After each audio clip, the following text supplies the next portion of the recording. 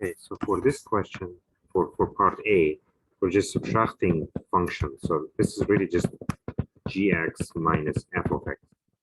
So you're just gonna take the g, use it here, and take the f and use it for here. Okay, so let's just plug it in.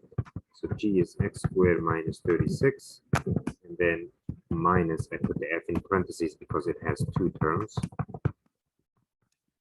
And just distribute this minus. So x squared minus 36, minus 4x negative 24, x squared minus 4x, and then you just have to combine these two, and I think that is, you have to add it and keep the sign, so that's 60, right? Negative 60. So this is your answer for g minus f. Now the domain is going to be the domain of the function is going to be the intersection of both domains, but they're both polynomials. So f is a polynomial, g is a polynomial. So let me do the domain here. So domain of f, this is a polynomial, it's all real numbers. And then the domain of g is also the same thing.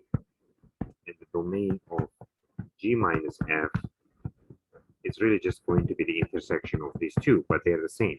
So it will be intersection of these two domains, but since they are the same, so it will be negative infinity to positive infinity. So that's what we put for domain of g minus f, negative infinity to positive infinity.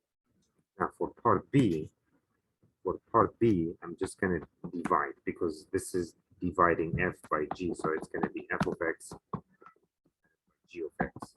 And f is 4x plus 24, and g is x squared minus 36. And I can go further. If I want to simplify this, I can do this.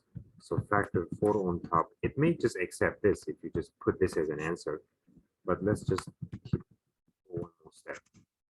Factor 4, and the bottom one, I can also factorize it as x minus 6, x plus 6. This we can cancel out when x is not equal to negative 6, of course. So that could be, so either put this or that, so it has to accept one of them.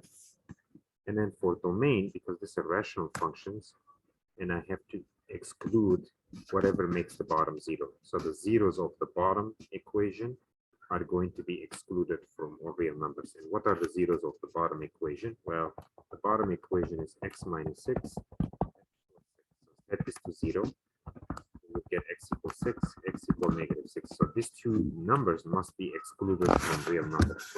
And the way you do that is really just do this. So this is negative 6.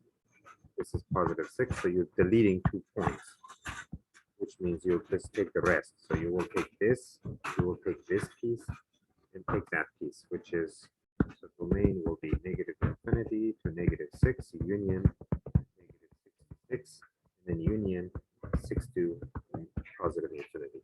That's just going to be domain of this function right here.